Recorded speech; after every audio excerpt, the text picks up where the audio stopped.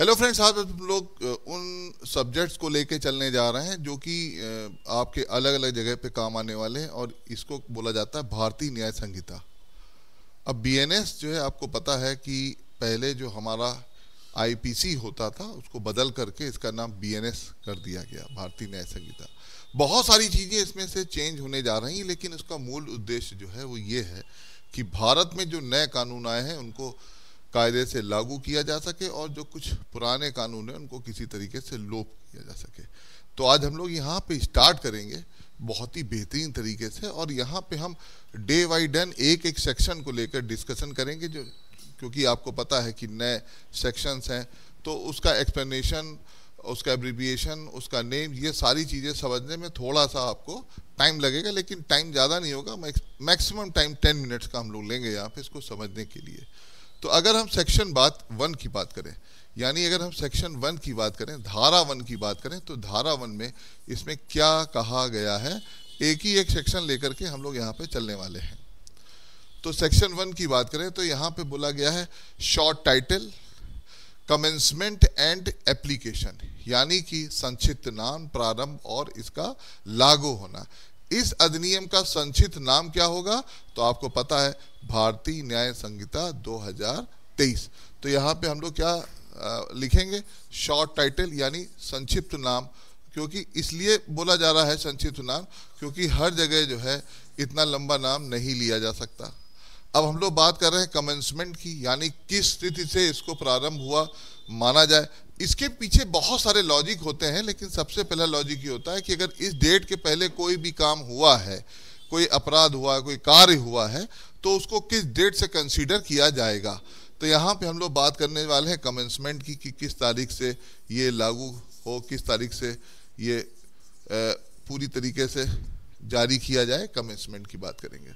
और उसके बाद हम लोग बात करते हैं एप्लीकेशन की, इसको कैसे जो है इम्प्लीमेंट किया जाए, कैसे लागू किया जाए। तो फिर बात करते हैं एप्लीकेशन की। ये जो है, ये आपको पता है, ये आ जाता है आपके सेक्शन 1 यानी धारा 1 में। अब इसी में धारा ये क्या है, ये धारा 1 का 1 है, ये धारा 1 का 1 है। अब इसी की बात करें तो इसमें हम लोग बात करेंगे 2 की बात करेंगे कि 1 के 2 में क्या दिया हुआ है, इसको भी समझते हैं। तो आपको पता है कि अगर संक्षिप्त नाम, प्रारंभ और लागू होना बोलते हैं तो इस नियम का संक्षिप्त नाम क्या हो जाएगा, भारतीय न्याय संहिता 2023। संक्षिप्त नाम ही हो जाएगा भारतीय न्याय संहिता 2023। ये संक्षिप्त नाम हो गया, ये संहिता 2023। इसी तरीके से यानी 2023 से इसको इम्प्लीमेंट हुआ माना जाएगा। फिर हम लोग बात करने जा रहे हैं किसकी, सेक्शन 1 का 2। It shall come into force on such date as the central government may be notification in the official gazette. Appoint and different date may be appointed for different provisions of the संहिता। यानी यह जो उस तारीख से प्रवृत्त होगा जो केंद्रीय सरकार राजपत्र में अधिसूचना द्वारा नियत करे, और इस संहिता के भिन्न भिन्न उपबंधों के लिए भिन्न भिन्न तारीखें उसको नियत किया जा सके। तो ये कब आएगा, it shall come into force on such date, जब भी सेंट्रल गवर्नमेंट डिसाइड करेगी तब से होगा। तो यहाँ पे क्या होगा, ये बात किस डेट की हो रही है, बात हो रही है come into force, come into force, ये come into force on such date, on such date. अब कौन सी डेट है, that date by which the central government may be by notification in the official gazette. वो official gazette में इसको publish किया जाएगा और वहीं से इसको नियत किया जाएगा, अपॉइंट किया जाएगा, और वहीं से डिफरेंट डेट जो है उनको भी डिफाइन किया जाएगा। तो ये यहाँ पे 1 का 2 में कहा गया है, राइट। फिर हम लोग बात करेंगे नेक्स्ट उसमें पॉइंट की, कि 1 के 3 में हम लोग बात करें कि 1 के 3 में किस बात को लेके चला जाएगा। तो 1 के 3 में हम किसको लेके चलेंगे, ये जानना बहुत जरूरी है। 1 के 3 में हम किसको लेंगे, तो सेक्शन 1 और उसका पॉइंट 3, सब जो पॉइंट है वो है 3। Every person shall be liable to punishment under this संहिता, यानी प्रत्येक व्यक्ति इस संहिता के उपबंधों के प्रतिकूल प्रत्येक कार्य या लोप के लिए जिसका वह भारत के भीतर दोषी होगा इस संहिता के अधीन दंडनीय होगा, अन्यथा नहीं। तो सबसे इंपॉर्टेंट पॉइंट क्या है? Every person shall be liable, every person shall be liable every person shall be liable to punishment under this Samhita, to punishment under this Samhita, under this संहिता। कोई भी कार्य जो है वो, कोई भी जो व्यक्ति है इस संहिता के उपबंधों के अगर प्रतिकूल काम करता है तो जिसका वो भारत के भीतर दोषी होगा वो इसी संहिता के अधीन दंडनीय होगा, अन्यथा नहीं होगा। तो अंडर दिस संहिता and no otherwise for every act और omission contrary to the provision thereof which he shall be guilty within India. तो ये हो गया क्या 1 का 3। अब हम 1 के 4 की बात करें। 1 के 4 में क्या बोला गया है? 1 के 4 में क्या बोला गया है कि भारत से बाहर, अगर भारत से बाहर कोई किसी अपराध के लिए जो कोई व्यक्ति भारत में प्रवृत्त किसी विधि के द्वारा विचारण के लिए दायी है, वो भारत से बाहर किए गए कार्य के लिए उस संहिता के उपबंधों के अनुसार वैसा ही बरता जाएगा मानो वह कार्य भारत के भीतर किया गया था। Any person liable by any law for the time being in force in India to be tried for an offence committed beyond India shall be dealt with according to the provisions of the Sanghita for any act committed beyond India in the same manner as if such act had been committed within India। अगर भारत से बाहर भी कुछ किया जाता है तो भी उसको ऐसे ही ट्रीट किया जाएगा, लेकिन भारत से बाहर किया जाता है इसके लिए उसका भारतीय होना जरूरी है। तो any person liable by any law for the time being, any person. अब एनी पर्सन की बात ये हो रही है कि भाई वो जो है भारतीय है कि नहीं। अब कोई विदेश का आदमी बाहर कर रहा है उसमें क्या मतलब है? Any person liable by any law, by any law for the time being in force in India, for the time being in India, for the time being in India, to be tried for an offence committed beyond India, committed beyond India, beyond India, beyond India मतलब India से कहीं पे भी बाहर, India, and that shall be deal with according to the provisions of this Sanhita, according to the provisions of this Samhita,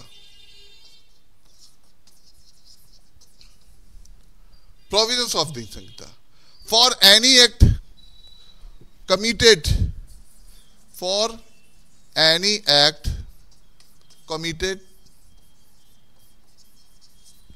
for any act committed beyond India shall be dealt with। तो यहां ये बात कहने की बात करें कि कोई भारतीय अगर भारत के बाहर बात करता है तो भी यही बात होगी। तो committed beyond India, right? Committed beyond India in the same manner as if such act had been committed within India। अगर वो बाहर करता तो ऐसा ही डील किया जाएगा जैसे उसने इंडिया के अंदर ये कोई कार्य अपराध या लोप कुछ ऐसा कुछ किया हो। तो ये क्या है? 1 का 4 है। इसी तरीके से आपको देखिए, इसमें आपको सबसे पहली चीज जो समझनी है वो क्या समझनी है कि इंडियन का मतलब कहाँ कहाँ इंडियन माना जाएगा। अगर इंडियन कह रहे हैं तो क्या ये एनआरआई पे लागू होगा? एनआरआई पे लागू होगा? नहीं। अगर वो भारत में नहीं है तो नहीं लागू होगा। अगर वो इंडियन है और इंडिया के बाहर है, ये दो चीजें बहुत इंपॉर्टेंट है। अब यहां पर भारत के बाहर किसी इंडियन के खिलाफ अगर कोई कुछ काम किया जा रहा है तो वो उस कंट्री के लॉ के अकॉर्डिंग माना जाएगा। लेकिन एक कंडीशन ये हो सकती कि अगर वो भारत के बाहर आकर किसी इंडियन के साथ ऐसा कोई बाहरी व्यक्ति कर रहा तो उसके ऊपर ये चीज़ लागू हो जाएगी, ये ध्यान रखिएगा। तो यहाँ पे इंडियन को समझना भी बहुत ज़रूरी है। तो ये क्या है, ये सेक्शन 1 का क्या हो जाएगा, सेक्शन 1 का हो जाएगा 4। तो जब आप सेक्शन 1 के 4 की बात करते हैं तो सेक्शन 1 के 4 में आप इन चीज़ों को देखते हैं जाकर के। अब इसके लिए हम इलस्ट्रेशन क्या लेंगे, इलस्ट्रेशन की बात करें तो इलस्ट्रेशन किसको लिया जाए, क्या इलस्ट्रेशन लिया जाए, तो हम यहाँ पे दृष्टांत लेते हैं। दृष्टांत लेते हैं। दृष्टांत लेना क्यों जरूरी है, इलस्ट्रेशन लेना क्यों जरूरी है, ये समझ लीजिए, क्योंकि यहाँ से आपको समझ में आए कि इसका एप्लीकेशन जो है वो कैसे लागू किया जाएगा। अब हम लोग बात करते हैं ए, मान लीजिए कोई इंडिया का सिटीजन है या भारत का नागरिक है और भारत से बाहर और परे किसी स्थान पे हत्या कर देता है, समझे, और वो भारत के किसी स्थान में जहां वो पाया जाए तो हत्या के लिए विचारित और दोष सिद्ध किया जा सकता है। ये भी बहुत इंपॉर्टेंट है। A who is citizen of India, ये जो है सिटीजन ऑफ इंडिया है, ये क्या करता है, ये कमिट अ मर्डर इन, अब commit a murder in a place, जहां पे किस जगह पे, without any beyond India, place without any beyond in India, he can be tried and convicted of murder in any place in India in which he may be found। अगर भारत के बाहर वो कर देता है, राइट, और वो भारत के अंदर कहीं पाया जाता है तो वो उसी प्रकार से दोष सिद्ध किया जाएगा और उसे कन्विक्टेड ऑफ मर्डर माना जाएगा, right, convicted of murder, right, ये जो है ये माना जाएगा। ये एक इलस्ट्रेशन है, ये एक दृष्टांत है, राइट। फिर हम लोग बात करते हैं 6 की बात करें कि nothing in this Sanhita shall affect the provisions of any act for punishing mutiny and desertion of officer, soldiers, sailors and airmen in the service of the government of India or the provisions of any special of or local law। इस संहिता की कोई भी बात, हम लोग किसकी बात कर रहे हैं, 1 के 6 की बात कर रहे हैं। तो क्या बोल रहे हैं कि इस संहिता में अगर कोई ऐसी बात होती है जिसमें भारत की सेवा के अधिकारियों, सैनिकों, नौसैनिकों और वायु सैनिकों द्वारा विद्रोह या उसके लिए दंडित करने वाले किसी अधिनियम के उपबंधों या किसी विशेष स्थानीय वित्त के उपबंधों पर प्रभाव डालेगी तो वो प्रभाव नहीं डाल पाएगी, ये पहले समझना है। कुछ भी ऐसा इसमें जो है प्रभाव नहीं डाल पाएगी, एक बहुत इंपॉर्टेंट चीज़ है। कोई भी बात जो होती है तो वो किस पे बात नहीं, प्रभाव नहीं डालेगी, वो इन लोगों पे प्रभाव नहीं डालेगी, भारत सरकार के अधिकारियों। तो भारत सरकार के अधिकारी बहुत सारे हो जाते हैं, राइट। तो भारत सरकार के अधिकारियों, सैनिकों और नौसैनिकों, अधिकारियों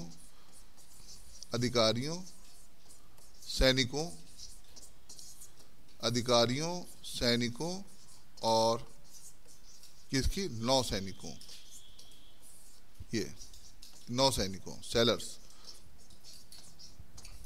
जो नेवी के, जो नेवल आर्मी के लोग हैं उनकी बात हो रही, या एयरफोर्स के हों, राइट, या airman in the service of the government of India और the provisions of any special of local law, ये चीज़ है। तो संहिता की कोई भी बात जो है वो इनके दंडित करने वाले किसी भी अधिनियम के उपबंधों और विशेष स्थानीय वित्त के जो उपबंध है उस पर प्रभाव नहीं डाल पाएगी। ये जो है बोला गया है 1 के 6 में बोला गया है। तो अगर आप देखें इस प्रकार से बहुत सारी चीज़ें जो हैं वो यहाँ पर आपको बता दी गई हैं। अब हम लोग बात करने वाले हैं कि notification for date of enforcement, प्रवर्तन की तारीख की अधिसूचना कैसे बताई जाए। तो इसको भी समझ लेते हैं। Notification of what, for notification for date of commencement और इन्फोर्समेंट ऑफ इन्फोर्समेंट, किस तरीके से जो है प्रवर्तन की जो तारीख है वो प्रवर्तन की तारीख की अधिसूचना किस प्रकार से होगी। तो जो गृह मंत्रालय है उसकी सूचना का क्रमांक है वो क्या है, क्रमांक आ, इसको समझिए, आ 850A, ये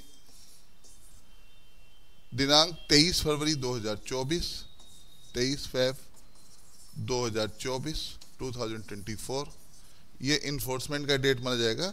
तो भारत का राजपत्र यानी जो गैजेट ऑफ इंडिया है उसकी बात कर रहे हैं, भाग सेकंड, खंड सेकंड, और ये कहाँ पे पब्लिश किया गया है, 24 फरवरी के जो पेज नंबर 1 पे इसको पब्लिश किया गया है, ये समझ लीजिए। तो केंद्रीय सरकार भारतीय न्याय संहिता जो है 2023 उसका 45 की बात करें, इसकी धारा 1 की जो सब सेक्शन है 2 उसके द्वारा प्रदत्त शक्तियों का प्रयोग करते हुए 1 जुलाई 2024 को उस तारीख के रूप में नियत करती है। 1 ऑफ जुलाई 2024 को ये डिफाइन कर देती है, जिसको उक्त धारा के उपबंध धारा 106 की सब सेक्शन 2 के उपबंधों के सिवाय प्रवृत्त होगा। तो ministry of home affairs notification number SO जो सीरियल नंबर होता है उसमें 850E dated the 23rd February 2024 published in the Gazette of India Extraordinary Part 2 Section 3(2) dated 24 February 2024 page 2 in the exercise of the powers conferred by the subsection to the section 1 of the Bharatiya Nyaya Sanhita, right? So that was the provision and how this came into enforce. So that was BNS section 1, or later we'll discuss about section 2 of BNS as well as BNSS and Indian Evidence या भारतीय साक्ष्य अधिनियम, उसकी बात भी हम करेंगे। यहाँ पे हम इसको अगले उसमें ले जाएंगे। तब तक के लिए थैंक यू।